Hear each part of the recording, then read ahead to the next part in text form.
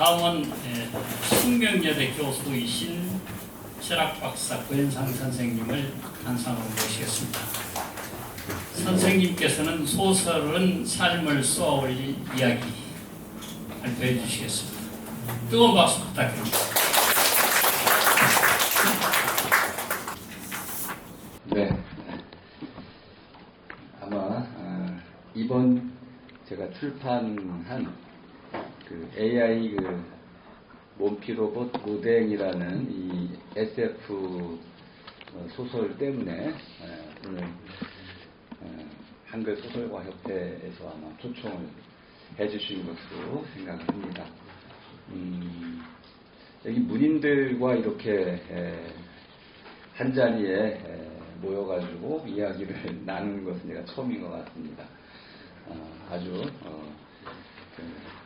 감사하게 생각하고 개인적으로는 아주 영광스럽게 생각을 합니다. 또 이곳 책으로라는 곳으로 처음 이제 와봤는데 전망도 좋고 또 오신 분들이 모두 저랑 연배가 좀 비슷하거나 좀 많으시거나 그러셔서 편안한 느낌도 좀 들고 또 이제 문학적 깊이가 느껴지는 그런 공간이라고 생각이 듭니다. 다만 이제 오늘 제가 드릴 말씀은 21세기 AI 시대와 관련된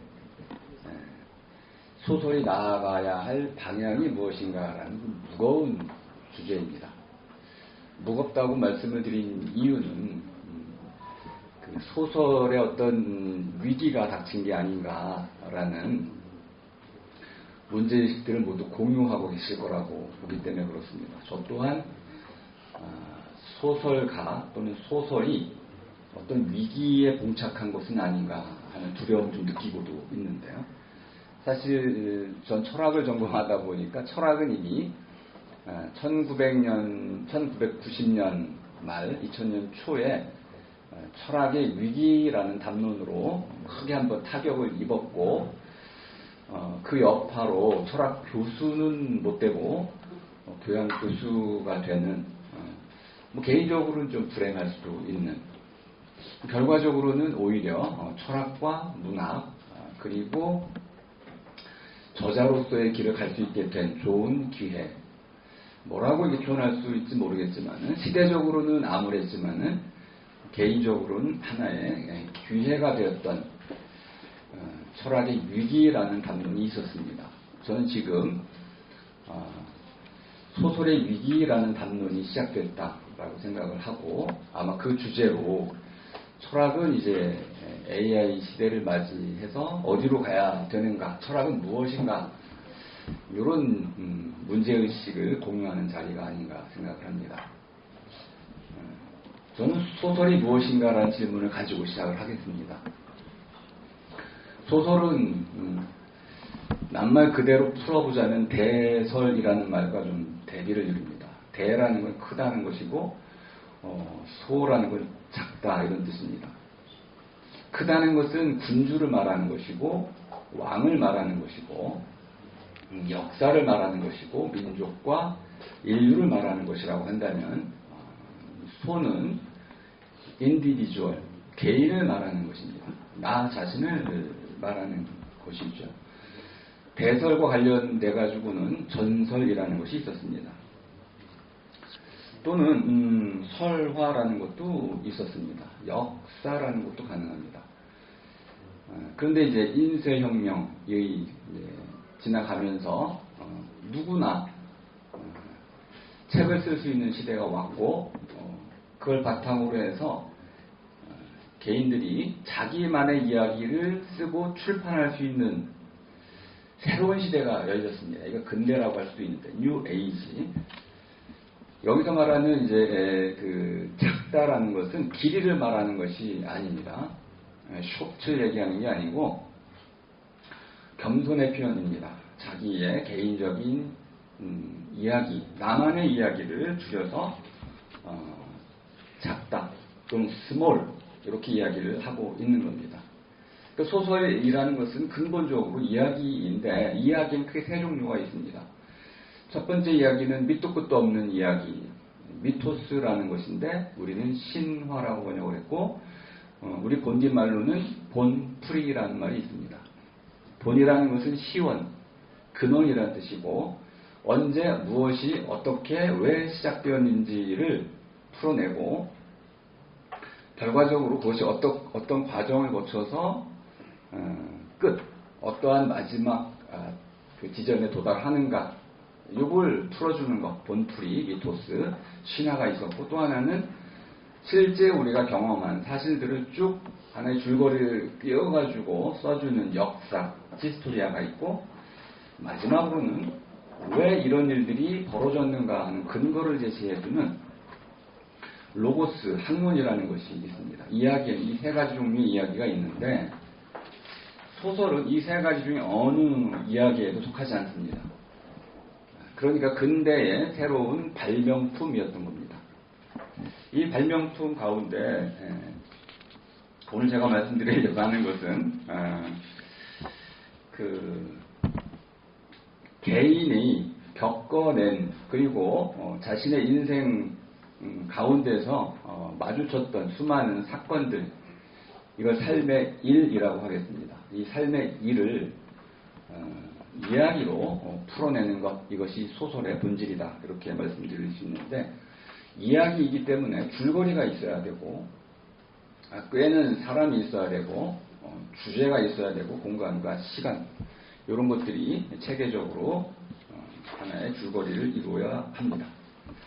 그런데 이야기이긴 이야기인데 이 소설의 특징 가운데 하나는 모두에게 읽히기 위해서 쓰인다는 특징이 있습니다.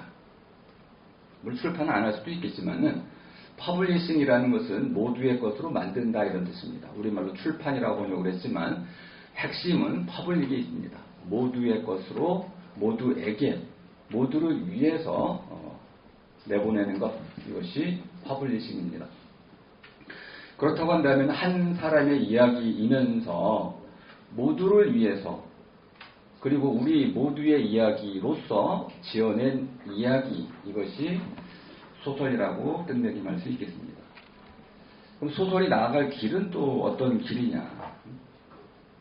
소설이 근본적으로 한 사람의 이야기이고 한 사람이 세상을 향해서 쏘아 올린 이야기라고 한다면은 그 이야기 속에는 적어도 아까 이제 공에린 선생님께서는 할루시네이션 이야기를 잠깐 하셨는데요. AI는 확률적으로 가장 근사한 또는 가까운 또 사람들이 좋아할 만한 그런 대답을 내주는 추론 기계다 이렇게 이해하시면 가장 정확합니다. 주어진 물음에 대해서 올바른 대답을 하는 것이 아닙니다. GPT에게 야, 너 나 누군지 알아? 이렇게 물어보면 대답을 못 해주죠. 근데 우리 딸에게 제가 내가 누군지 물어보면 우리 아빠입니다 하고 이름 뭐고 직업도 다 알려줄 수 있습니다. 올바른 대답을 할 수 있는 반면에 GPT는 이 올바른 대답은 못하고 그럴듯한 대답을 해줍니다. 남자일 테니까 뭐 어쩌고저쩌고 지어내는 기계죠. 추론의 기계다 이렇게 이해를 해주시면은 AI 시대에 우리가 헐루시네이션 환각이라고 번역을 했지만은 인공지능이 지어내는 기계다라는 걸 이해하시면 환각이라는 것도 사실은 사람에게만 허용되는 것이고 AI에게는 환각이라는 게 없습니다. 어쨌든 이렇게 소설이라는 것이 한 사람이 자기가 겪은 이야기를 모두를 위해서 모두에게 쏘아 올린 이야기라고 출판된 이야기라고 한다면은 그 이야기에 담겨야 할 내용은 크게 세 가지라고 저는 생각을 합니다. 첫 번째는 자기가 진짜 겪은 것이어야 한다. 근데 이 진짜 겪은 것이 꿈일 수도 있고 상상일 수도 있고 또는 할머니한테 들은 이야기를 좀 꾸민 것일 수도 있고 어쨌든 내가 스스로 이해한 그리고 이 이해의 정도가 단순히 남에게 그냥 들어서 전달해주는 수준이 아니고 속속들이 알고 있는 사람 그러니까 나만이 해줄 수 있는 그런 이야기 진정성이라고 얘기한다면 소설이 나아갈 방향은 이런 진정성이다. GPT는 삶을 살아나갈 수 없기 때문에 이런 진정성 자체를 가질 수가 없습니다. 추론할 수 있지만 삶의 진정성을 담아낼 수는 없다. 그렇다면 이제 AI 시대에 소설이 나아갈 방향은 저마다의 나, 이 자기가 겪고 나갈 수 있는 삶의 진정성이다. 이렇게 첫 번째 말씀을 드릴 수 있고, 두 번째는 모든 글이 담아야 할 내용입니다. 새로움이죠. 낡고 이미 모두가 알고 있거나 익숙한 것들은 가치가 없습니다. 새로운 것은 이전의 것들을 모두 아우르면서도 아직 없는 어떤 부분들을 담아내야 되는 거죠. 그 사이를 버려나가서 아름답고 풍요롭게 해주는 것, 이것이 새로움인데, 사람은 태어날 때 부모님을 찍고 나옵니다. 찍고 나온다는 것, 틈을 낸다는 것, 사이를 벌린다는 것, 이것이 새로움이고, 없던 삶을 새롭게 살아갈 때 그 삶의 궤적 전체가 새로움이라고 할 수 있습니다. 그러니까 AI 시대에도 소설은 이런 새로움을 끊임없이 담아낼 수 있고, 그걸 담아내는 소설만이 진정한 소설이다, 이렇게 말씀드릴 수 있겠습니다. 세 번째는 저는 이것이 가장 중요하다고 봅니다. 모든 작가가 진정성과 새로움을 추구하는데 세 번째 영역에서 좀 실패하는 수가 많습니다. 세 번째 영역은 결국 현실과 관련된 진실성입니다. 진짜 문제를 가지고 글을 쓰고 있느냐, 그 문제가 정말 우리가 현재 맞닥뜨린 심각한 문제이냐, 아니면은 가짜 문제냐. 그러니까 심각한 문제라는 이 말의 뜻은 이걸 풀지 못한다면 우리 삶이 위험해질 수 있거나 또는 허물어질 수도 있는 그런 문제들입니다. 돈의 문제, 사랑의 문제, 가족의 문제, 교육의 문제, 이런 것들은 우리가 풀지 못하면은 우리 삶 자체가 허물어질 수 있는 위험이 닥칩니다. 근데 문제는 이 문제들이 처음 생겨나는 것들이기 때문에 정답이 없어서 소설가로서는 가장 근본적인 성찰을 통해 가지고 개인적인 성찰에 바탕한 답을 내놓아야 한다. 근데 그 깊이에 따라서는, 작가의 역량에 따라서는 누구도 상상할 수 없었던 그 심층을 파고들어서 미래적으로 가장 멀리까지 더 넓고 높게 그 문제의 해결책을 찾을 수도 있겠다. 그럼 AI는 이런 거 할 수 없을까요? 제 소설 속에서는 요 이제 AI 몸피 로봇 로댕에서는 이 몸피 로봇이 돌봄 로봇인데, 돌봄 로봇이 필요할까요? 이렇게 물어보면 사람은 누구나 다칠 수 있습니다. 장애를 겪을 수 있는데, 장애를 겪어서 팔다리를 못 쓰게 된다면은 가족이 전적으로 24시간 돌봐주거나 또는 돌보미 일을 쓰거나 또는 극단적인 경우에는 요양원에 유폐됩니다. 삶으로부터 단절되는 위기를 겪게 되죠. 이런 삶의 복원을 위해서는 두 다리로 걷고 두 팔을 쓸 수 있고 또 자기가 원하는 일상생활을 다른 사람들과 더불어, 가족과 더불어 함께 살아갈 수 있어야 되는 거죠. 근데 이것을 하기 위해서는 가족의 헌신적인 희생이 뒤따라야 되는데, 그 가족도 자기의 삶을 살아가는 한 사람이기 때문에 희생을 강요할 수가 없습니다. 그렇다면 이러한 일상의 복원과 다른 사람, 가족이라든지 다른 사람들과의 공존, 함께 살이를 가능케 하면서도 다른 사람에게 희생을 강요하지 않는 새로운 삶의 형태가 가능할까? 탐구를 했을 때 돌봄 로봇이 나오면 좋겠다. 근데 이 돌봄 로봇을 만들려면 방법이 여러 가지가 있는데, 허금이라고 하는 그런 하나의 단독 AI를 만들 수도 있습니다. 일으켜 세워주는 건 가능하겠죠. 그럼 옮겨주는 건 또 다른 휠체어 로봇을 써야 되고, 목욕을 시키려면 또 다른 로봇이 필요하고, 또 대화를 해야 되니까 대화 로봇이 또 필요하고, 하나 둘 세어보니까 한 20개 정도의 로봇이 있어야 돼요. 근데 이 20개 정도의 로봇이 각각 따로 있으니까 한 분이 그 로봇을 그때그때마다 필요할 때마다 사용할 수 있게끔 가져다 주고 끝나면 가져다 놓고, 사람이 한 명 필요합니다. 근데 관리자도 필요하고요. 너무 복잡해요.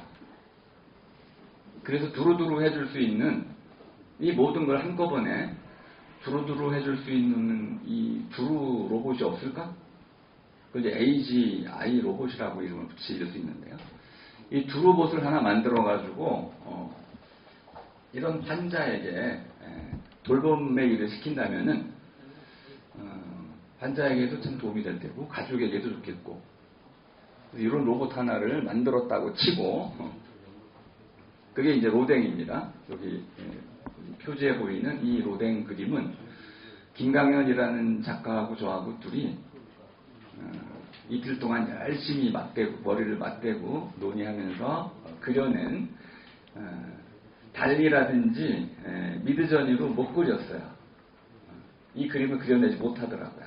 그래서 이제 결국 사람이 직접 손으로 그릴 수밖에 없었는데 이걸 그리고 나가지고 나름대로는 소설이 나아갈 방향도 깨달은 셈입니다. AI는 빅데이터, 이 세상에 있는 모든 데이터들을 가지고 공부할 수 있습니다.